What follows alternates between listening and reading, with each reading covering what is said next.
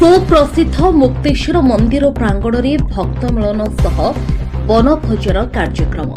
रायगढ़ जिला कलोरा ब्लॉक दुंदुली पंचायत अंटामड़ा ग्राम निकटस्थ अत्यंत प्राचीन स्वयंसभू शिवलिंग श्री मुक्तेश्वर महादेव पीठ प्रांगण में पूज्य योगी श्री चैतन्य रामजी महाराज तत्वावधान भक्त मिलन सह वन भजन कार्यक्रम अत्यंत श्रद्धा भक्ति आनंद सह पूर्ण होइछि। उक्त कार्यक्रमटी लागू अभिषेक अर्चन सह नाम संकीर्तन सह पूर्ण होइतिला। ए कार्यक्रम में विभिन्न अंचल श्रद्धालु भक्त संकीर्तन मंडली गुरुजन माने विपुल संख्यार मातृमंडली जोग देइथिले। ए कार्यक्रम सकाळ 10 घटिका समय आरंभ होई अपराह्न 3 घटिका पर्यंत चालू रहिथिला। सिलिटिकुड़ा ध्यान हनुमान मंदिर संकीर्तन मंडली राधाकृष्ण मंदिर संकीर्तन मंडली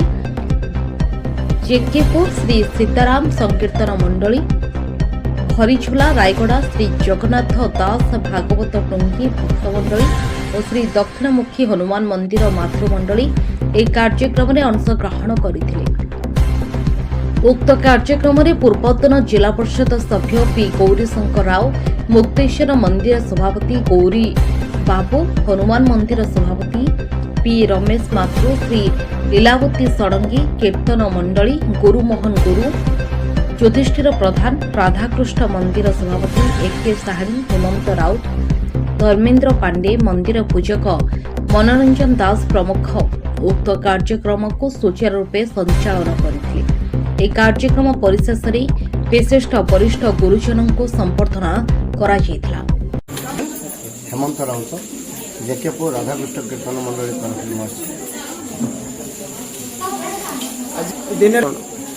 और राधाकृष्ण कीर्तन मंडली एवं सिल्टीगुड़ा मोहन भाई आमर कीर्तन मंडली तरफ श्री मुक्तेश्वर मंदिर प्रांगण में वन विहार उत्सवटी पालन कराई समस्त भक्तवृंद बाहक एवं ग्राहक परिचालना कमिटी समस्त भक्तवृंद को संबोधन कराई कार्यक्रम दिन 12 ठार आरंभ हो 3:30 4टा पर्यंत सीताराम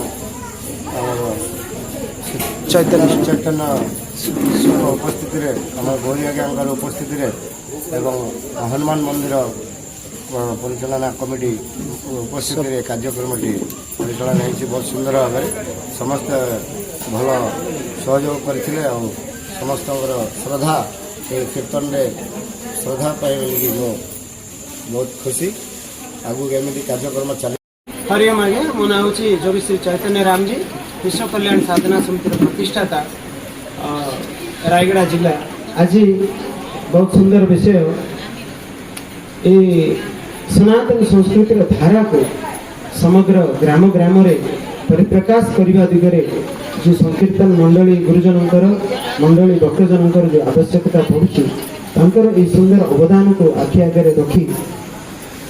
श्री श्री कल्याण वेंकटेश्वर मंदिर जेकेपुर में प्रति शनिवार दिन जो सिलिटिगुड़ा दक्षिणमुखी हनुमान मंदिर ध्यान हनुमान मंदिर एवं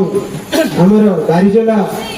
हनुमान मंदिर तरफ एवं आम जेके अंचल राधाकृष्ण मंदिर तरफ भक्त अध्यापति प्रति शनिवार दिन अत्यंत श्रद्धा भक्ति सह नाम संकीर्तन संचालन कर से श्रद्धा भक्ति को आखि आगे रखी आज कल्याण वेंकटेश्वर मंदिर दक्षिणमुखी संजीवनी हनुमान मंदिर ये उभय कमिटी माध्यम आमर मुक्तेश्वर मंदिर परिचालना कमिटी तरफ सुंदर वनभोजन कार्यक्रम लघु अभिषेक सह नाम संकीर्तन सह आयोजित होती अनेक अंचल भक्तमंडली जोगदे सुंदर कार्यक्रम को जयजुक्त कर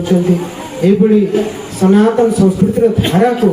सुसुंदर रखा दिगरे जो पदक्षेप आमर पूर्वतन जिला परिषद श्रीजुक्त गौरी बाबू आमर मुक्तेश्वर मंदिर परिचालना कमिटी सभापति संचालक श्रीजुक्त गौरीशंकर